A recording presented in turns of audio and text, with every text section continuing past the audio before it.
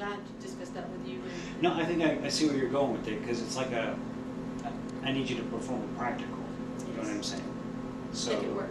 Make it, yeah. So I'll tell you how to change a tire, and I'll show you how to change a tire, because I'm going to need you to do this afterwards. I don't need you to do anything except draw the story in your mind if I'm just telling you something.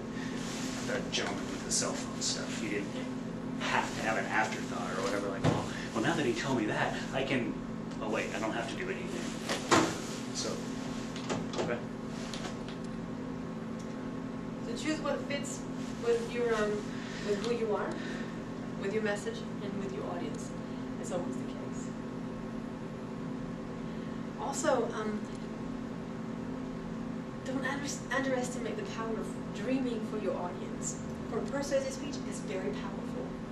And you all know that I have a dream speech, so I won't even extend on that. But the idea of starting and creating a world that doesn't exist now, so imagine this, what if that, and then show how it's possible, and how the first step would be that easy for everyone to take.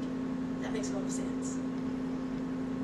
And especially if you can describe it in not having any kind of, that's what science fiction is doing. It's not possible, it's not our world. But somehow there's a reality that we want. There's a part of it that we wish we could live. And that's how it works. It's make me dream about a world where that value would be in the center. Or make me dream about a world where that action would be taken by everyone. And then in the end, it inspired me to take that action or to create that work. And then your conclusion, I will say the same thing about the introduction and for the conclusion. They're more than your first sentence or your last sentence. They're essential. And I mentioned it to one of your classmates, but I used to be a flight attendant, and I did that for a year for Swiss Air. And what I learned in my training is they said that most of the accident would take place in takeoff and landings. I'm sure you know way more about that than I do. But it's the same with a speech. You want to know exactly how you start, and you want to know exactly how you end, so that everything in between is just consistent with what you introduced and the way you conclude. So you don't want any surprise in the conclusion. So everything you say in the conclusion has to come from what you said before. You can say it in a different way, but you have to have given the building blocks before so that the conclusion makes sense in the end. Extremely important to be consistent there. Also, in your conclusion, you want to summarize your main points. It will feel redundant to you because you've already said it, but for your audience, they need to have it organized one more time, where during the body of your speech, they were understanding it, and now they're putting it together. So they need that extra step. And you want to end strong. So if you're informing, then say, restate what you want them to remember. If you're teaching a skill, then wish them luck in doing it. If you're persuading, then reinforce that this is the first step that you want them to take and why and what the benefit would be. And if it's for an event, then again, restate the event and the purpose of the event. In your introduction,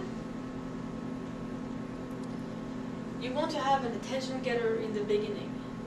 Have something that will grab your audience's attention. It doesn't have to be your first name, last name, because that usually is not an attention getter, unless you have a very famous name, and in that case you probably don't even have to have your name stated. But you want to start with something that would gain the attention of your audience, and then you want to say who you are, and attach to that a credibility statement. So I am so-and-so, and I've done this for that long. Or I am so-and-so, and I have that credential. Or I'm so-and-so, and I have that degree. Attach to it the reason why your audience needs to follow you from the beginning to the end. And then give a preview of what's coming next. So today I want you to hear about this because of that. Or I want you to start doing this because the benefits are those. Or today we are all here to celebrate this, or to experience that, or to reward that person, then make it clear what the event would be in your introduction. And that would be it.